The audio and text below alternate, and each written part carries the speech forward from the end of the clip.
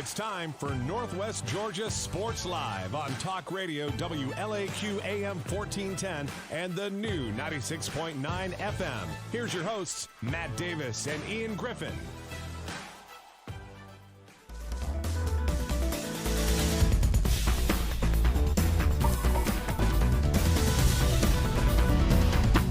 Well, welcome everybody. We're glad to have you with us here on this episode of This Week in Northwest Georgia Football, where we get together every week of the high school football season and talk about the week's matchups and, of course, pick the games. I'm Matt Davis. Along with me is Mr. Ian Griffin. And, Ian, how are you doing this fine Thursday morning? Hi, I couldn't ask for anything better, Matt. It's cool outside. The week is coming to a close, which means we're going to be watching football.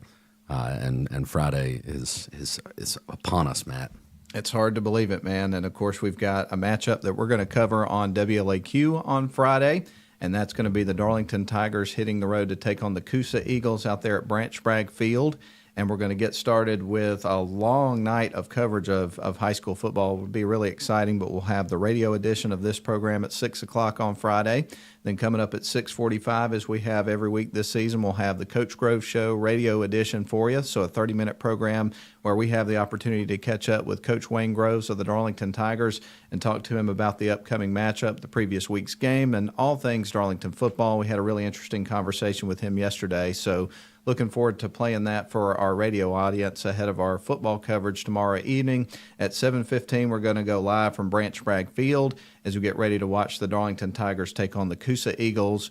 And it's been a year of first for Coach Groves. We pointed this out yesterday, but in his first game as the head coach for the Darlington Tigers, they picked up a victory. In his first road game, that was at Christian Heritage, they picked up a victory. And then in the first non-region game of the season, or rather region game of the season, they picked up a victory. So it's been exciting to follow the start of his career and all the firsts that he's been able to pick up as a head coach and, of course, watch these kids because they've been an exciting football team to watch this year. Yeah, and when you talk about recapping last week, what a game we got at Chris Hunter Stadium. It was a back-and-forth battle. You had Dade take the early lead, Darlington battle back. It was and then it was just back and forth the rest of the night. Tigers finally took the lead for good late in that fourth quarter and were able to win after a rocket of a kickoff bounced off one of the forward linemen up there on the return team, and Darlington jumped on the ball, and that was all she wrote. Yeah, very exciting win, a very gritty performance for the Darlington Tigers to pick up a victory there and move their season record to 3-2, and more importantly, 1-0 in region play. So this is a big game coming up, as every game from this point of the season moving forward. You know, it's about getting into the playoffs first and then positioning and all that kind of stuff. So got to get out there and repeat again coming up this weekend. So yeah, another game that what were some of the games that stood out to you last week around the region? Well, the biggest one for me was the game that we both missed, and we're going to go over our results in a couple of moments. Cedartown picking up a really awesome win over Dalton. That one kind of caught my attention this past weekend, as I know it did yours as well, because when you look at Cedartown, they were a team that played for a state championship last year. Everybody knows the story of that, came up a little bit short, and they've gotten off to a seemingly sort of rocky start this year. But they played some really tough competition throughout their schedule, their non-region schedule. So I think this Cedartown team is probably better than, I can't speak for everybody, but that I've been giving them credit for. I think the competition has a lot to do with that. And I think that was a really a statement win for Cedartown and Coach Abrams this past week to go to Dalton and pick up that victory there against the Catamounts. Yeah. This is a Dalton team that has blown out some good competition and had some good wins. Beat Rockmart by a touchdown at their place, and they were definitely the favorite going into that game. We saw Cedartown put up a heck of a fight against Calhoun 2 weeks ago, and they follow that up by jumping out to a big lead and then holding on to win against Dalton. So now they jump into region play this week, and it'll be interesting to see how they fare.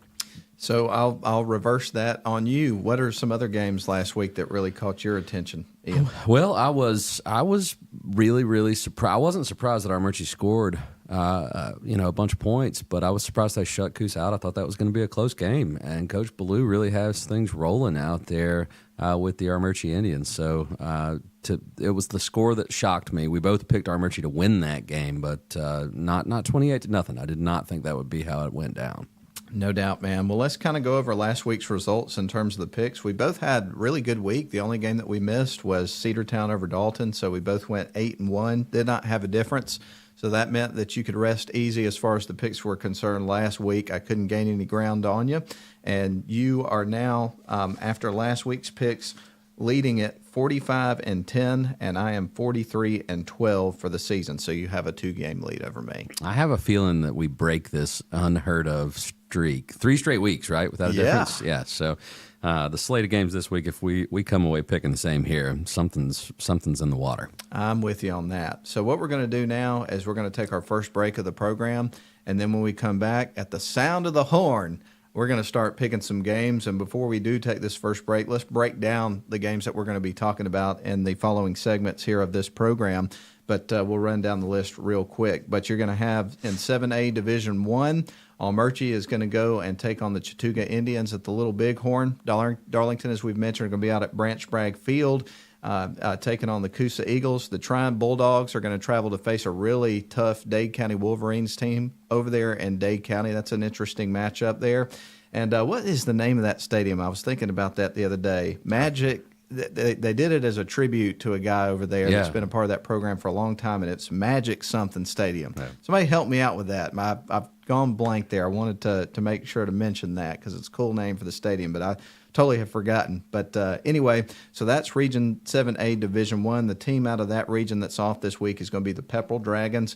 Then we'll move on to 7AA, a big matchup between the Rockmart Yellow Jackets is going to take place over at Woodard Tuggle Stadium against the Model Blue Devils. In 7-4A, you've got the Cedartown Bulldogs going to face a undefeated currently Central Carrollton Lions team. That's going to be a tough one to pick. You got the Sonoraville Phoenix going up to Northwest Whitfield to take on the Bruins. That could be a tough one as well.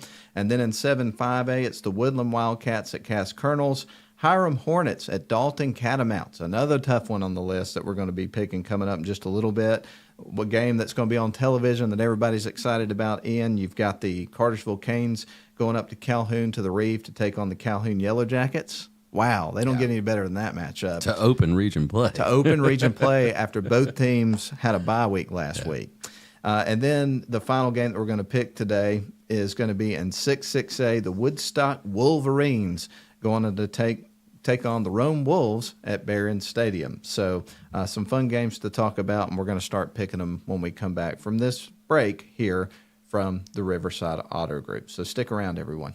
Shop for your next car, truck, or SUV at Riverside Auto Group. Check out riversideautogroup.com today to browse their selection or visit with them in person at Riverside Chevrolet Buick GMC in Rome, Riverside Toyota in Rome, and the all-new Riverside Buick GMC Cadillac in Cartersville. Locally owned and operated by the Welburn family since 1974. That's Riverside Auto Group. Visit riversideautogroup.com.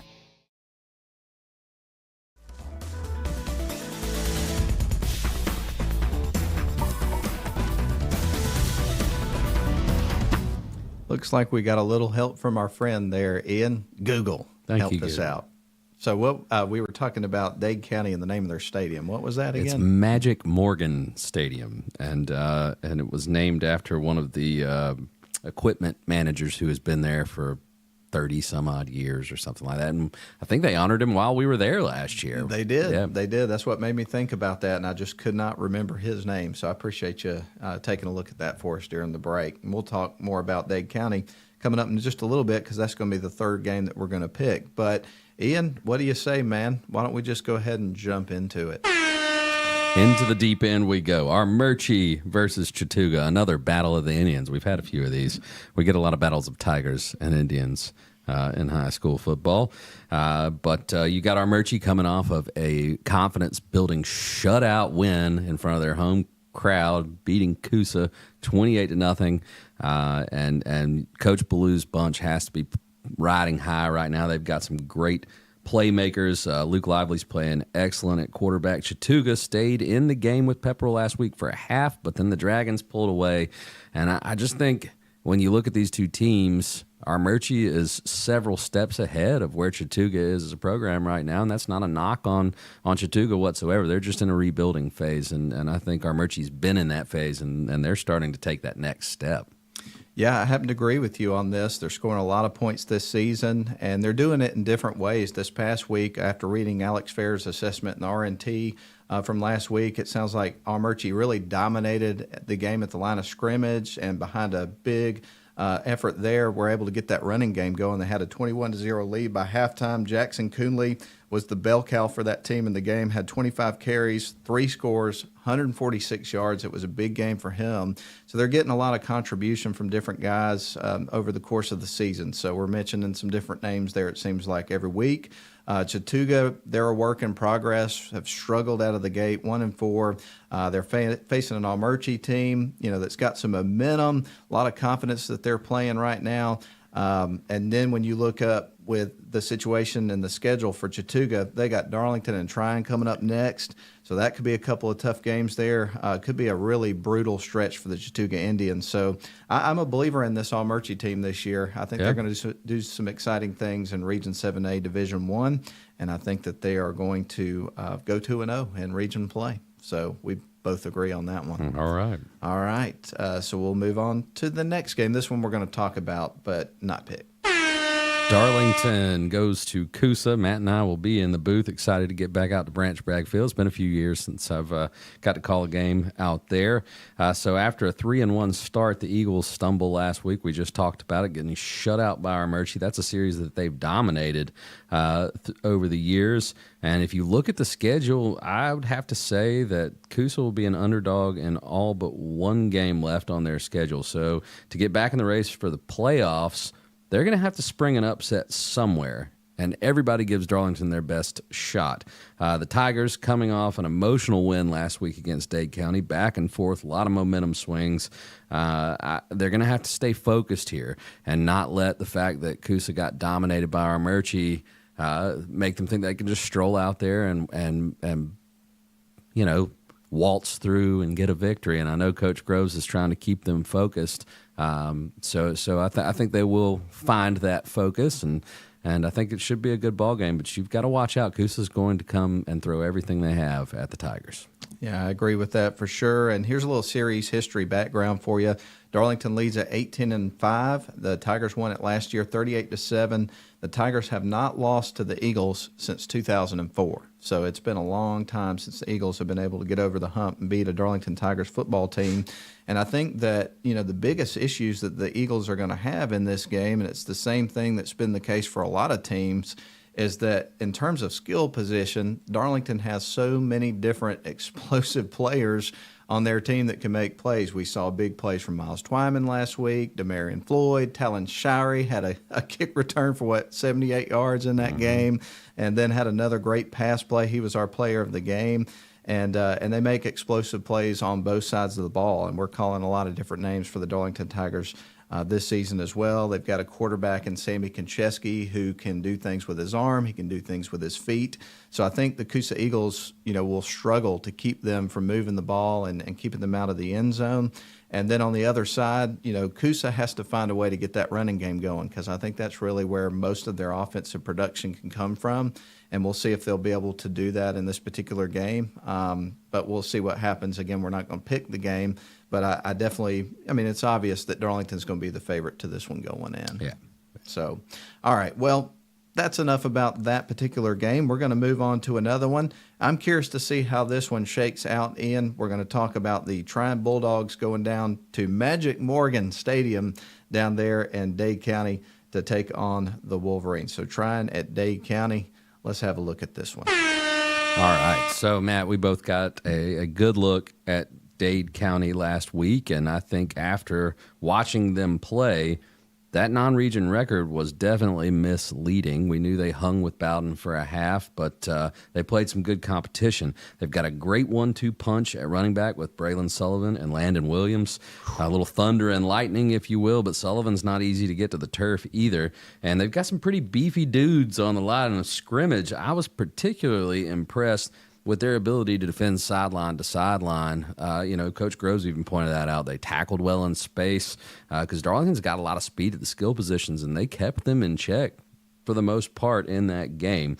Tryon loves to run the football, and the Wolverines are going to put a focus on stopping that. But that perception is a little bit misleading here. Cade Smith is a heck of a passer as well. So if they really stack the box, Tryon can drop back and throw the ball around the yard as well. And I think that's going to be the difference. I think they have a big night passing the ball, and the Bulldogs get the win. So I'm sure that Tryon's coaching staff has had an opportunity to review the film of the Darlington-Dade County game that took place last week. How much time do you think they spent at practice working on some different formation-type situations, namely the wishbone that showed up for the entirety of the second half? None of us saw that coming last week. Oh, absolutely not. Even Coach Groves said, we worked on it a little bit. We didn't expect them to go to it exclusively. Yeah, absolutely. So that'll be interesting to see the preparation that goes into this game on behalf of the Tryon Bulldogs and the different looks that you may see from Dade County. Tryon was the region team last week that enjoyed a bye, so this is going to be their first region game of the season. They're averaging about 45 points a game behind their big rushing attack. As you mentioned, they can throw the ball as well. They don't give up hardly anything on defense. No team has scored more than 14 on them this season. Knowing the reputation of both teams, this should be a physical game, you would suspect, in this game. Dade County has this one at home. Dade's played a very tough non-region schedule and then played Darlington to open up region play last week. So, they're going to be well-seasoned coming into this game. But I just don't think that their defense is going to be able to slow down the Bulldogs enough. I think it could stay close for maybe a half of this football game. But as the game goes on, I kind of think that big rushing attack and the different things that Tryon can do on offense is going to start to wear on that Dade County defense. And I think you're going to start to see some explosive plays open up as the game progresses for the Tryon Bulldogs. Series history-wise, Tryon leads at 11-2. Both Dade wins, by the way, date back to the 1970s. Wow. They both happened before either one of us were born, and I'm closing in on mid-40s coming up next month. So Tryon won last year 39-21. So Dade County did everything they could do to keep that score as respectable as possible. I could see this being kind of a similar result this year. Yeah. So I'm going to go with Tryon in this game also. All right. So we've picked all the games we're going to pick out of Region 7A Division 1, and we do not have a difference. Not really surprised about that. I felt like we would pick the same there. However, we're going to move into 7AA and then also 7-4A when we go into our next segment. And out of those, let's see, 3 games that we're going to pick between those two regions, I see 2 games where we potentially could have differences in one or both. Right. So we'll see what happens. But we're going to take another break and hear a word from our longtime sponsor. That is Riverside Auto Group. We appreciate them being along with us. And we come back, again, we move into Region 7AA, where we're going to talk about Rockmart going out to Woodard Tuggle and taking on the Model Blue Devils. We'll talk about Cedartown going to Central Carrollton to take on the Lions. And we'll talk about the Sonoraville Phoenix going up to Tunnel Hill to play against the Northwest Whitfield Bruins. Back in a moment. Shop for your next car, truck, or SUV at Riverside Auto Group. Check out riversideautogroup.com today to browse their selection or visit with them in person at Riverside Chevrolet Buick GMC in Rome, Riverside Toyota in Rome, and the all-new Riverside Buick GMC Cadillac in Cartersville. Locally owned and operated by the Welburn family since 1974. That's Riverside Auto Group. Visit riversideautogroup.com.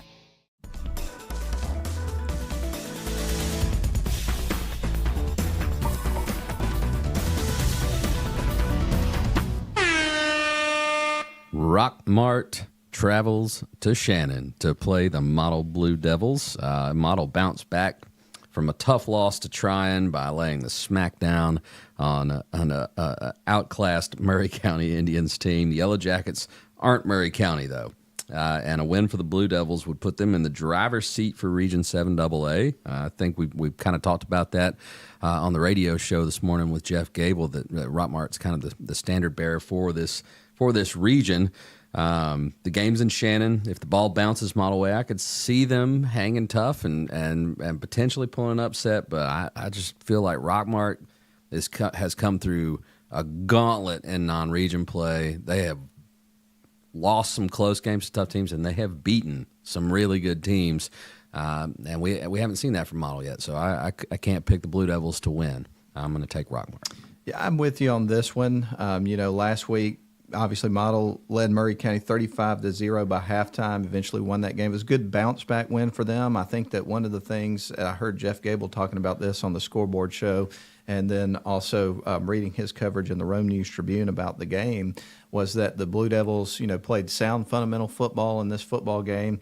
And then at the same time, they started to kind of open up that playbook a little bit. And we've talked about, what a great coach Jeff Honeycutt is, but then also at the same time, the coordinators and different coaching staff that he has supporting him and what they're doing. And one of the things they did this year was added Brent Bell as an offensive coordinator. And he's a super creative guy. We saw that for years over at Darlington. And as the season progresses and the team gets more comfortable with what he's doing and all those sorts of things, you'll see that open up, I think, even more as the season goes on. So one of the things I think that's going to be interesting in this game is to see, what sort of wrinkles they have for Rockmart to maybe try to catch them off guard a little bit. And see if they can get a spark in this game and get something going, because they're going to have to throw everything in the kitchen sink, I think, at them to have a shot to win this game, because Rockmart's number 8 team in the state in AA football. As you mentioned, they played that really tough slate. I think when you look at the non-region schedule, every team that they played in that non-region schedule is probably tougher than just about any opponent, if any opponent, that they're going to see. And that's not a knock against the teams in 7AA. It's just that slate was that tough. Yeah. It'll be interesting to see how this game shakes out. Model gets it at home. That's usually good for a few points, getting that home crowd on your side. And I know they've been showing up and showing out at the games at home this year and in recent years out there at Model. So expect the fans to be really into it and loud and all that kind of stuff. But will everything involved in the game be enough for Model to overcome this Rockmart team? I personally agree with you. I think that Rockmart's going to win the game, but we'll see what happens. Yeah. Model's certainly well coached, and they'll be in the best position possible to try to pull off an upset. I just personally at this point don't see it happening, but I hope I'm wrong about that. Yeah. I'll say that. So we agree on this one. Will we agree on the next game? We're moving into 7-4A, where the Cedartown Bulldogs are going over to Carrollton to take on the Central Carrollton Lions. Right now, the Cedartown Bulldogs, Ian, they are not ranked in the top 10. Central Carrollton is. They're ranked number 8. I was a little bit surprised when I looked at their schedule and realized, hey, this is a team that hasn't lost a game all season long. Yeah, I mean, look, the Lions used to be a perennial power, and a team you had to look out for on your schedule. And look, Cedartown is finding their footing. There's no question about it. They had a shaky start to the season. But what we're finding out here is it's that overreaction period, right? When they lost to Sequoia, I was shocked. Well, Sequoia's having a pretty darn good season. Only one loss on their records. So, and then you saw Cedartown hang with Calhoun. The Yellow Jackets didn't pull away from them late. They've got a win over a really good Rockmart team. And then last week they went on the road and they beat Dalton. So now they get a 5-0 team that has played some pretty good competition as well. But this is region play.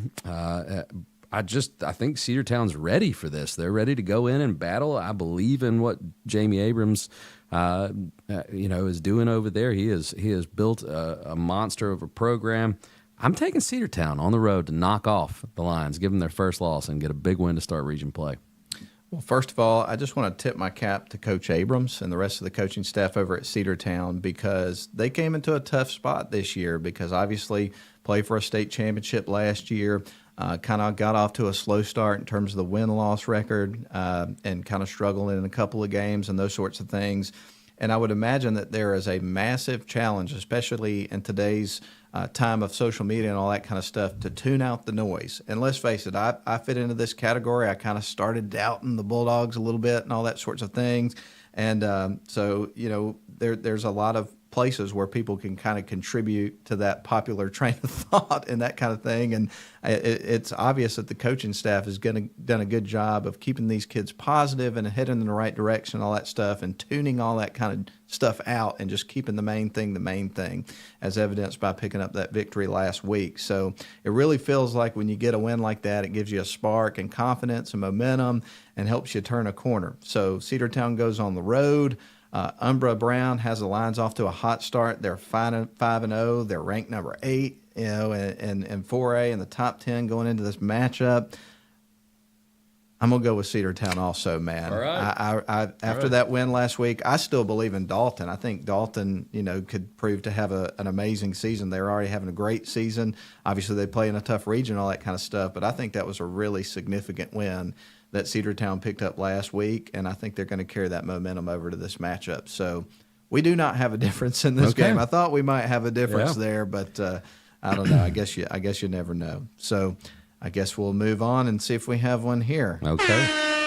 Sonoraville travels to Northwest Whitfield. We have seen both of these teams play, and we watched them play against the Darlington Tigers. So the Phoenix they're a pretty tough study to me. We know they have playmakers led by their quarterback Jackson Pate, who's a heck of an athlete. He can beat you with his legs or his arm, but they've really struggled to score the past few weeks against tougher competition.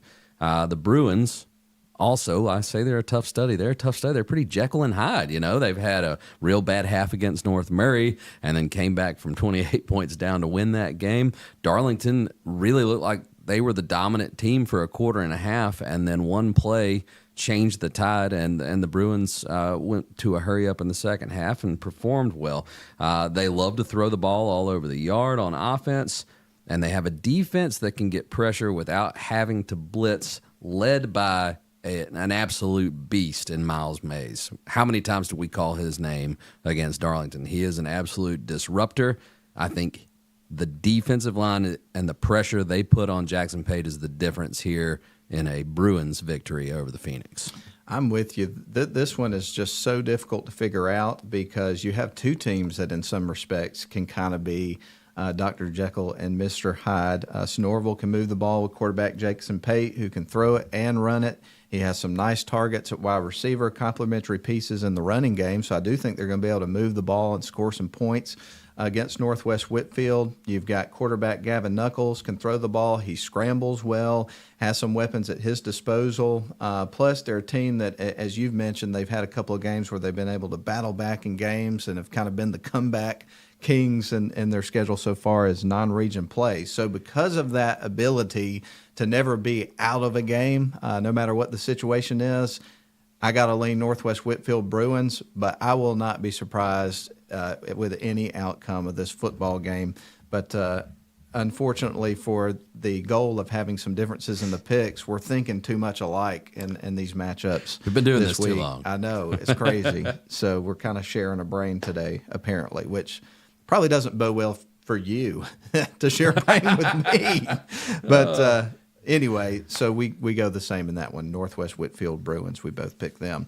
Well, let's see. We've got several more games on the list, and we're actually kind of burning through this time pretty quickly today. So let's take another break, and we'll kind of go through these next games fairly quickly. But we're glad to have you with us this morning. We're going to move into 7-5A next, talk about Woodland Wildcats going to Cass, Hiram Hornets going up to Dalton to take on the Catamounts, the number 4 Cartersville Canes going up to play number 7 Calhoun Yellow Jackets. Those will be fun to talk about. And we'll close out talking about Woodstock Wolverines going over to Barron Stadium to take on the number 7 Rome Wolves. And that will be coming up after these messages on our WLAQ YouTube channel and our Facebook Live feed. Shop for your next car, truck, or SUV at Riverside Auto Group. Check out riversideautogroup.com today to browse their selection or visit with them in person at Riverside Chevrolet Buick GMC in Rome, Riverside Toyota in Rome, and the all-new Riverside Buick GMC Cadillac in Cartersville. Locally owned and operated by the Welburn family since 1974. That's Riverside Auto Group. Visit riversideautogroup.com.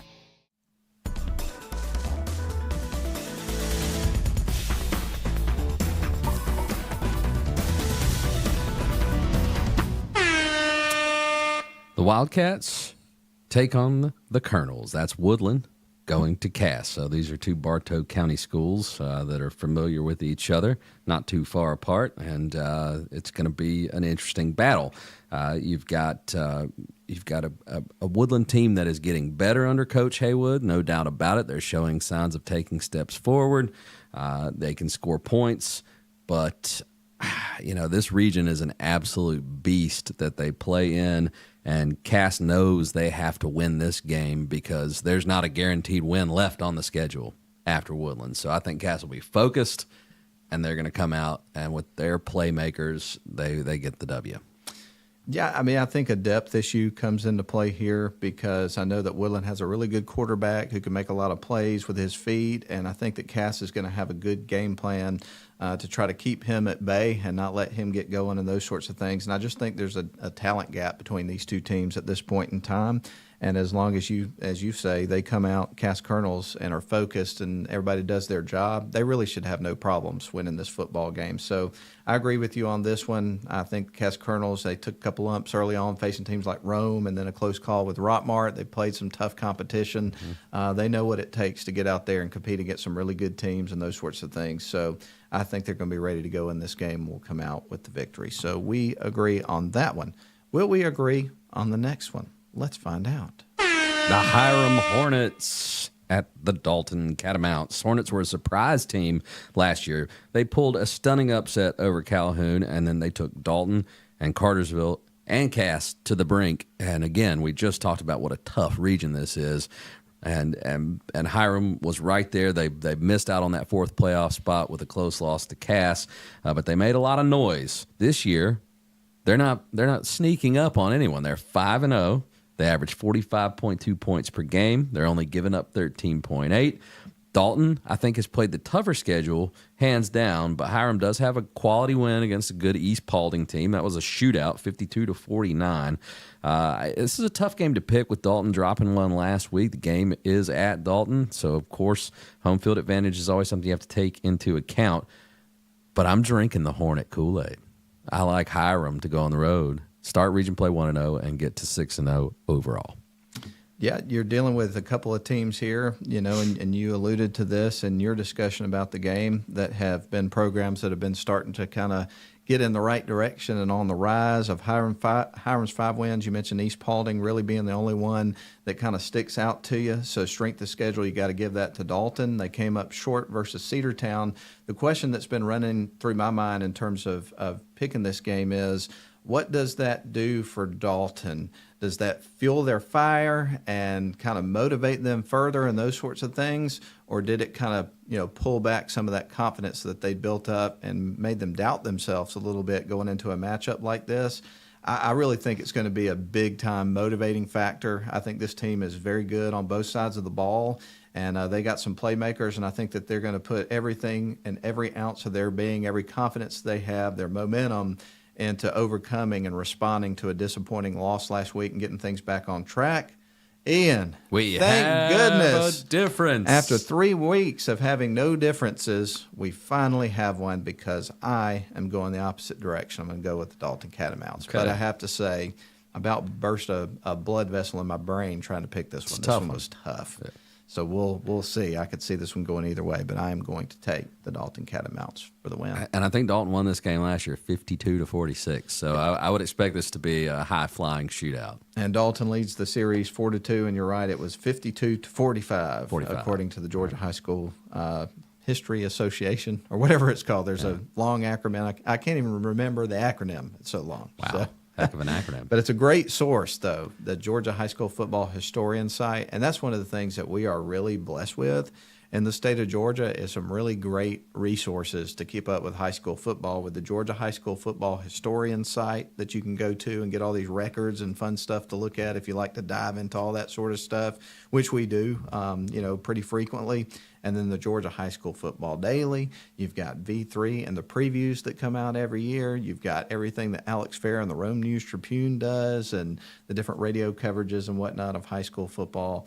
And we have a lot of great resources. There's no doubt that high school football is king in the state of Georgia. No doubt.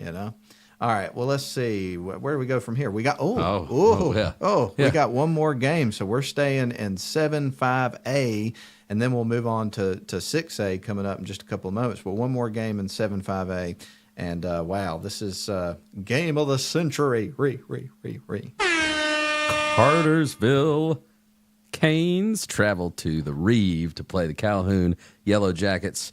Look, we've gone over this over the last two games. Just about every game in this region is going to be a beast. You're going to have to bring your A game, but this one takes the cake. It's two power programs that have won state championships, are always in the running to make a run for a championship. And look, both teams have played some really good competitions. The Canes, they haven't been piling up points on offense, but they are only giving up 6.6 points per contest. Calhoun, they've played a brutal schedule. They've won 4 straight. They have the home field advantage. And maybe they've played the tougher schedule. They've been in a defensive struggle already this season. The opener against Blessed Trinity was a 17-7 loss for them, where they were shut down in the running game. I think this is going to be a low-scoring slugfest. It's a tough one to call, but I'm going to take Cartersville to eke this one out with that defense. You know, if this game was several weeks ago, I think I would have had a really easy time picking Cartersville in this game with no problem. But when you look at what Calhoun's done against a tough schedule, it's been super impressive. Now that you had the situation last week with Cedartown picking up that win over Dalton, the 35-21 win at Cedartown a couple of weeks ago for Calhoun, that looks even better coming into this matchup. Cartersville is very well rounded. You mentioned up just the ridiculous numbers they're putting up on defense. They pitched a couple of shutouts in that process, but the strength of schedule definitely does factor in. 3 out of 5 opponents for the Cartersville Canes have posted losing records so far. Now they've taken care of business. There's no doubt about that. But I don't think this is a team that has no vulnerability whatsoever. And if there's a team out there that can kind of expose that, if Cartersville were to happen to come out a little bit flat and those sorts of things, I do think Calhoun has enough horses on this team to make some plays and maybe pull off what would be considered an upset in this game. Calhoun's going to have really big games from their quarterback Trey Towns and running back Caden Williams. Those are a couple of names you need to hear a lot if they're going to win this game coming up this weekend. But at the end of the day, man, I just can't do it. The Canes are 31-7-1 in the series. Calhoun won it last year, 50-48, 3 overtime thriller last season. You may get more of the same. I kind of agree with you. I think this year the scoring's going to be held lower than that, but I do think it could be similar in terms of exciting, close game kind of atmosphere going on. Calhoun gets this one at home. That could factor in. But at the end of the day, man, I just think Cartersville, from top to bottom, is a little bit more of a complete team at this point in time than Calhoun is. That's just my perception. Will that prove to be true? I guess we'll find out. But we go the same in that one. I picked Cartersville. We've got one difference, and we are not going to have a difference in the final game. We are not. Pick. There's just but at least we broke the streak. We did. We broke the streak today.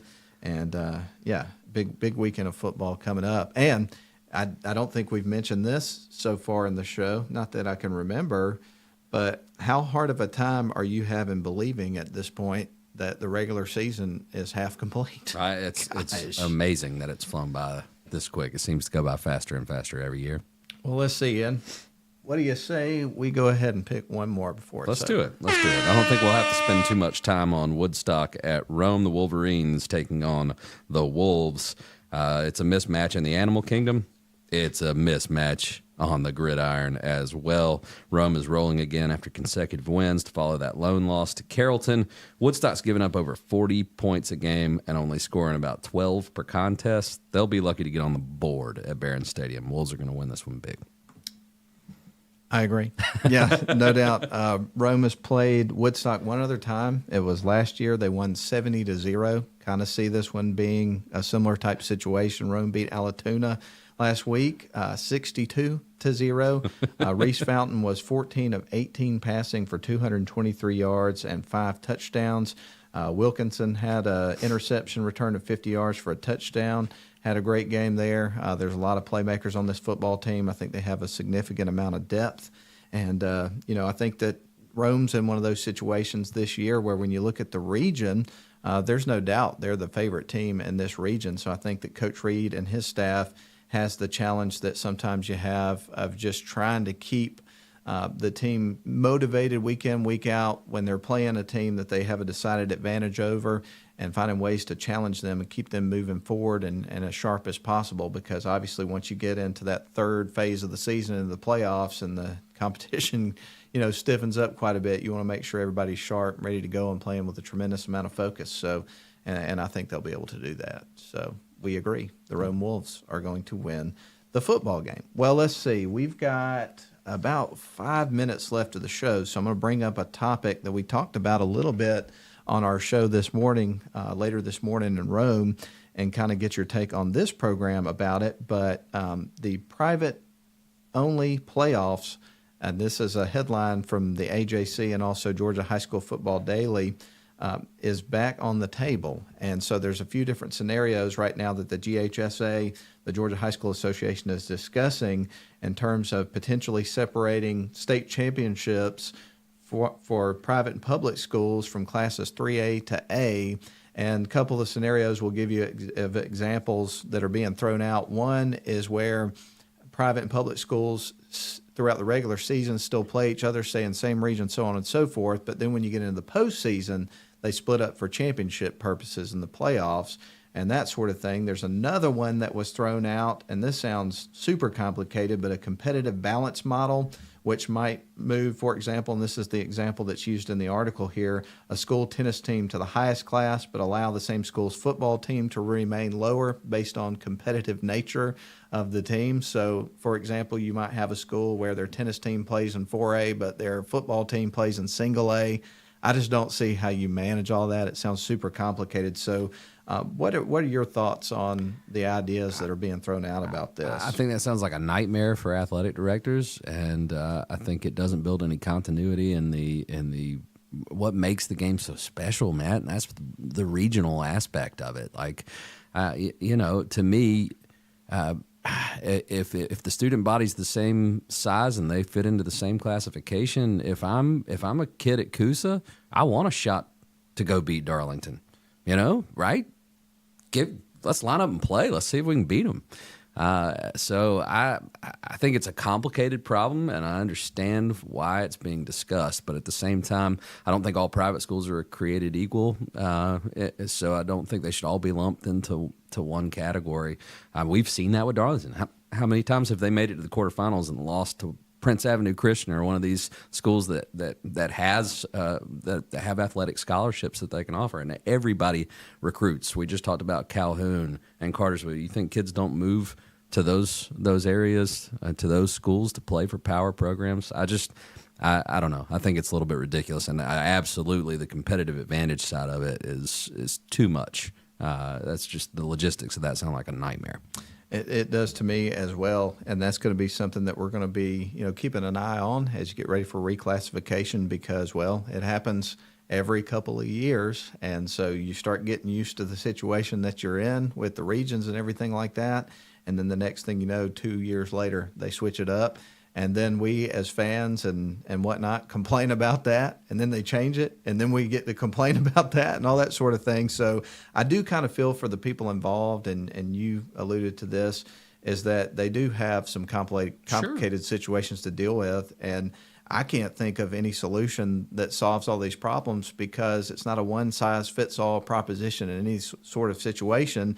And as an example of that is in this article, because they did the 3.0 multiplier to out-of-zone enrollment in an effort to push private and city schools into higher classifications. Well, what was the result of that? Well, the AJC and the GHSF Daily were the first to put this out there, but with 58 in the last season, as far as titles are concerned, in 2023, I got myself mixed up here looking at this report. You had 58 in the last season without the multiplier. City schools won 17 titles compared to 16 before the multiplier 3.0.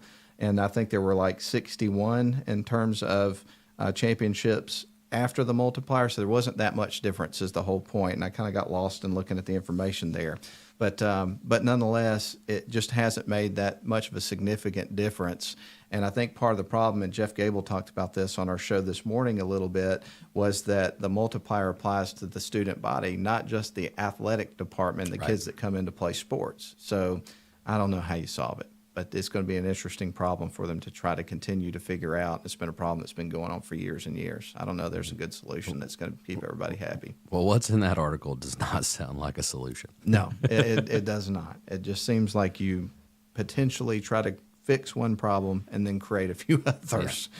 So we'll see what happens, but we'll keep an eye on that for sure. Well, man, guess what? That's our time for today. It's been a great one. Yes, Enjoyed it, man. We'll hear a word from our sponsor as we close out. We appreciate you being here for this episode of This Week in Northwest Georgia Football.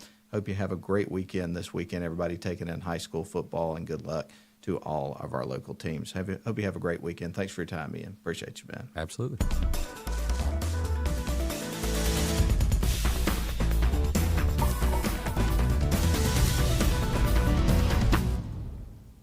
Shop for your next car, truck, or SUV at Riverside Auto Group. Check out riversideautogroup.com today to browse their selection, or visit with them in person at Riverside Chevrolet Buick GMC in Rome, Riverside Toyota in Rome, and the all-new Riverside Buick GMC Cadillac in Cartersville. Locally owned and operated by the Welburn family since 1974. That's Riverside Auto Group. Visit riversideautogroup.com.